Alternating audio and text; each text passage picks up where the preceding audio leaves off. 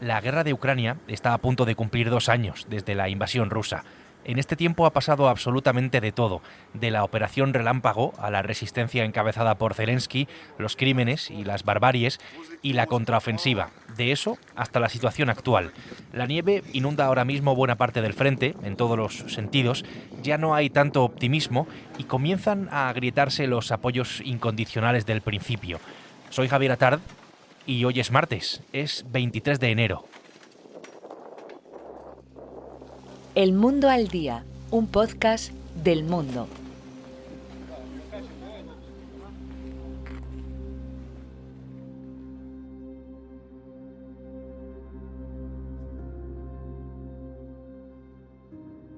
Javier Espinosa es reportero de Guerra del Mundo, está en Kiev. Hola, Javier. Hola, ¿qué tal? Muy buenas, Javier. A un mes de los 2 años de guerra, ¿qué ambiente detectas tú estas últimas semanas por allí en el país ahora mismo?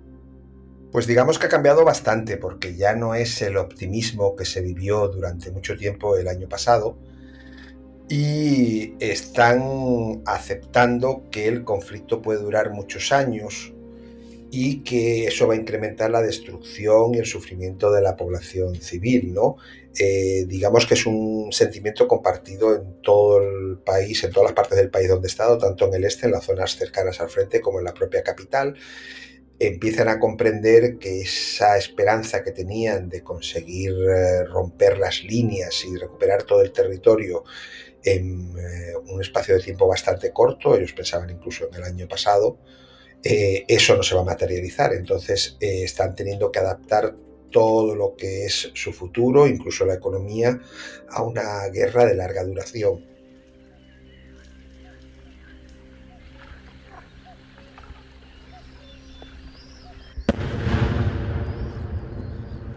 Vamos a situarnos en una ciudad del sureste de Ucrania, sobre el río Dnipro, es Zaporilla. Allí se sitúa uno de los frentes más complicados de toda la guerra. En primer lugar, Javier, ¿cuál es la situación en el frente de Zaporilla en este momento?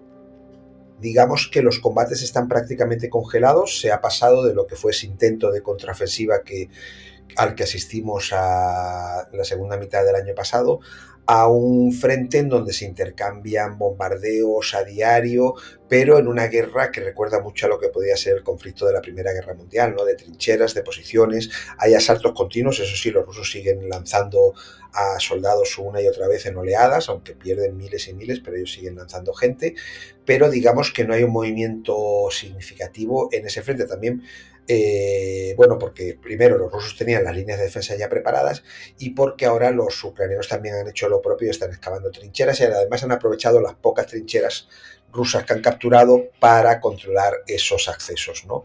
Ha habido muchísimas pérdidas del lado ucraniano, muy significativas, los cementerios cada vez son más grandes, yo lo he estado viendo desde el principio del conflicto, ¿no?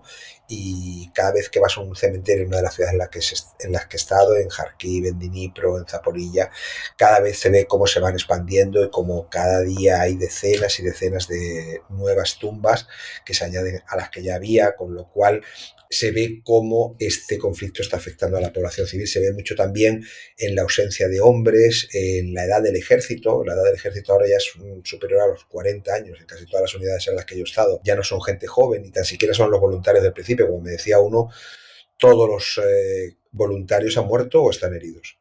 La mayoría de la gente que luchó al principio, que se alistó al principio, o está muerta o está herida.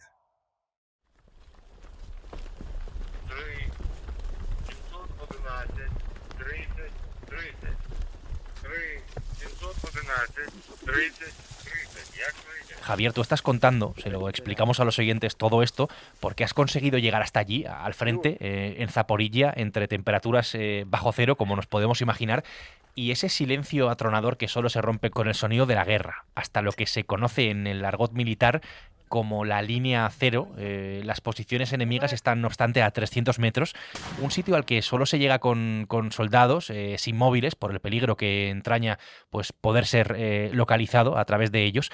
¿Cómo es el camino para llegar hasta allí, hasta un sitio como ese? es tan complicado como lo es para ellos, pero para nosotros tenemos la ventaja de que nosotros vamos un día y volvemos. Ellos se tienen que quedar allí 3 y 4 días, porque las rotaciones se hacen solamente cada 4 días, precisamente por lo peligroso que es hacer esa rotación. Date cuenta que tienen que ir por la noche, porque son, sobre todo en Zaporilla, son espacios abiertos, son planicies. Existe ahora mismo una gran actividad de los drones, que es el nuevo elemento que está definiendo todo este conflicto, que les imposibilita reabastecer esa posición de comida, de cualquier tipo de logística durante los 4 días.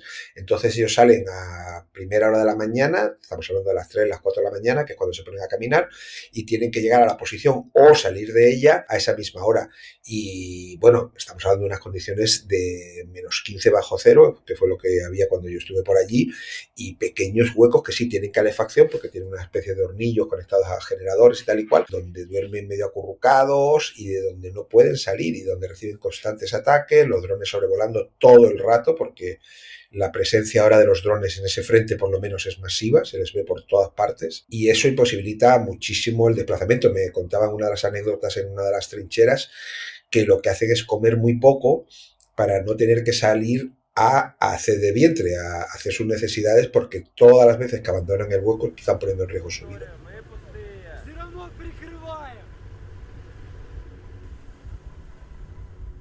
Muy cerca de donde estaba Javier está la aldea de Robotine, un enclave de menos de 500 habitantes, que fue capturado en agosto pasado, en agosto de 2023, por el ejército ucraniano. Ese es el principal logro, entre comillas, de eso que se conoce como la contraofensiva, que es un término del que se ha hablado largo y tendido, lo hemos hecho aquí también en todos nuestros episodios en los que hemos hablado sobre Ucrania, con Javier, con Alberto Rojas.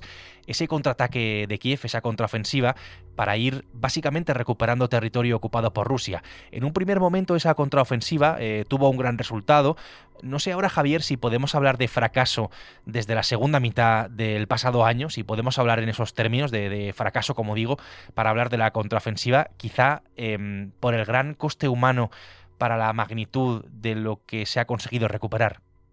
Digamos que es una cuestión de concepto. Para el jefe de la oficina del presidente, con el que estuve hablando, con Andriy Yermak, no ha sido un fracaso porque han conseguido avanzar muy poco. Digamos que en Zaporilla, por ejemplo, se han conseguido avanzar 7 kilómetros, un poquito más, con los medios que tenían, porque ellos se quejan de que la asistencia que han recibido por parte de Europa no fue la suficiente, fue en etapas, nunca llegó a tiempo, es decir, lo que se necesitaba hoy llegaba mañana y lo que se necesitaba mañana ya llegaba pasado, con lo cual siempre estuvieron a contrapié. Para lo que sería una visión genérica de lo que es el conflicto militar, digamos que sí, que ha sido un fracaso, no han conseguido avanzar nada y han tenido un coste de vidas humanas muy, muy alto. Ellos, ya te digo, le echan la culpa a la falta de suministros bélicos, que no fueron lo suficientes. Y sobre todo, claro, se enfrentaban a un ejército que había tenido muchos meses para trincherarse, porque estas mismas armas, como ellos dicen, si las hubiesen recibido en el 2022, ahora mismo estaríamos en otra posición, pero las recibieron en el 2023. Rusia tuvo todo un año para crear esa famosa línea defensiva que creó en Zaporilla, en la que les estaban esperando nada más avanzar. Las tácticas que también recibieron por parte de la OTAN no se pudieron aplicar en este frente, porque en este frente los rusos minaron todo el terreno, con lo cual dejaron muy pocos caminos, y esos caminos los tenían bloqueados con gente armada con misiles antiblindados. Entonces, por muchos blindados que utilizasen los ucranianos, nosotros teníamos más misiles, con lo cual los blindados fueron destruidos. El poco terreno que han conquistado, lo han conquistado a la vieja usanza, que es enviando soldados con apoyo de morteros, y esos soldados son los que consiguieron desalojar a los pocos rusos que consiguieron vencer en esa contraofensiva. Коли він сам каже, що я завершу війну, мені здається, що це за 24 години це. Esta es sin duda una de las voces de uno de los personajes de estos últimos años más conocidos, que más famoso y más notable se ha hecho en estos últimos años. Si hay un rostro que representa la lucha, la resistencia del pueblo ucraniano frente a la invasión, ese es el de Volodymyr Zelensky, el presidente de Ucrania. Una figura política que emergió pues desde el primer momento, diría yo, quedándose en el país, liderando a los suyos, ha gozado de un gran respaldo popular, indudablemente, que no ha perdido, eso hay que decirlo, pero que empieza, digamos, a resquebrajarse. En diciembre, ya en ese mes, el Instituto Nacional de Sociología de Kiev advertía de esas grietas de un 84% de confianza al principio de la guerra al 62% actual. La de su gobierno, la confianza en su gobierno de los ucranianos está en el 26%, viniendo de un 52%. Hemos pasado de un gran respaldo abrumador a, en fin, entiendo que en paralelo y por el devenir de la guerra, a ver, Javier, estas grietas y estas críticas incluso a Zelensky. Sí, sobre todo la oposición y muchos de los militares que están sobre el terreno dicen que el gobierno y los asesores de Zelensky, él también, dan una visión demasiado rosa de lo que está pasando sobre el frente. O sea, ellos tienen una emisión televisiva que agrupa la mayoría de los canales televisivos del país, que se llama Telemaratón, y dicen que lo que se escucha ahí, la visión que dan sobre lo que está pasando sobre el frente, es una visión rosa y que básicamente es mentira. Eso es lo que la palabra, incluso palabras mucho más fuertes utilizaban los militares sobre el terreno, ¿no? Entonces la oposición empieza a acusar a Zelensky de tener ciertas tendencias autoritarias, de intentar acallarles, de intentar controlar la libertad de expresión, de no convocar elecciones, aunque en este caso lo justifican porque, claro, en mitad de la guerra convocar unas elecciones es bastante complicado, sobre todo en la situación ucraniana, ¿no? Digamos que lo que era antes un héroe para la población en general comienza a ser un personaje cuestionado, sobre todo por su enfrentamiento con el jefe del ejército, un enfrentamiento que no es público, pero que todo el mundo lo conoce, con Zaluzhny, con el general Zaluzhny, que para ellos sí es el real héroe de toda esta guerra, ¿no? Entonces, en esta confrontación de personajes, evidentemente quien sale perdiendo es Zelensky.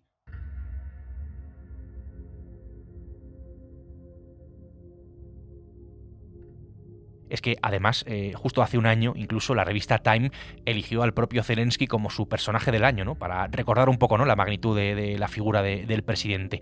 Hay un giro en el campo de batalla, lo estamos viendo, donde los rusos comienzan, de alguna manera, a beneficiarse de su superioridad en tropas y en suministro. Eso, Javier, entre los militares, con quienes, por otra parte, has compartido muchas horas en las últimas semanas, se nota que hace ya mella en ellos, que hay una fatiga en Ucrania. Sí, sobre todo entre la gente que está en el frente. Digamos que en Ucrania se ha establecido, como ya pasó en el 2014, dos universos paralelos, como que existen dos países. Está el país que vive de Kiev hacia el oeste, hacia Lviv, que sigue manteniendo una calidad de vida más que aceptable, que sigue pudiendo disfrutar de restaurantes, de clubs, de cines, de teatro, de todo tipo de entretenimiento, y la población que vive en el este bajo los bombardeos rusos, que en muchos casos, sobre todo los que están más próximos al frente, carecen de electricidad, de calefacción, de agua, y sobre todo los soldados que llevan sin ser rotados, sin recibir un permiso, desde que comenzó el conflicto, básicamente. Todas las unidades, como ya os dije antes, hay carestía de hombre, pero carestía, estamos hablando de un 50% menos de hombres de los que deberían de tener una compañía. O sea, si una compañía puede tener o debe tener unos 100 hombres, en todas las unidades en las que hemos estado había un máximo de 50 o incluso menos. Con lo cual ellos están muy cansados y dicen, nosotros también queremos ver a nuestra familia, e incluso también hay críticas contra un sector de la población esta que vive en Kiev, en Lviv, y que sigue yendo a los cafés a tomar capuchino y que no se alista. Por eso está la gran discusión ahora de la movilización que requiere el ejército, que están pidiendo que vayan al frente cientos de miles de personas más porque tienen que reorganizar todas las unidades que perdieron durante la contraofensiva, y no existe, digamos, una adhesión masiva de lo que es la gente que no se ha alistado ya, o sea, de la gente que vive en el oeste del país, y eso los soldados que están en el frente lo critican mucho también. Este es el giro que ha dado la guerra de Ucrania, una guerra congelada ahora mismo, donde ya se empiezan a ver esas primeras grietas. Javier, gracias por contárnoslo desde allí. Muchas gracias a vosotros. Hasta luego.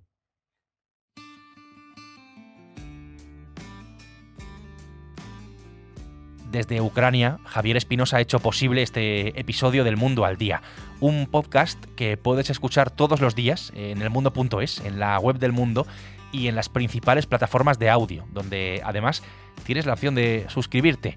Mañana será miércoles y aquí estaremos. Será, eso sí, con una nueva historia. Hasta entonces, gracias por estar al otro lado y saludos de Javier Atard.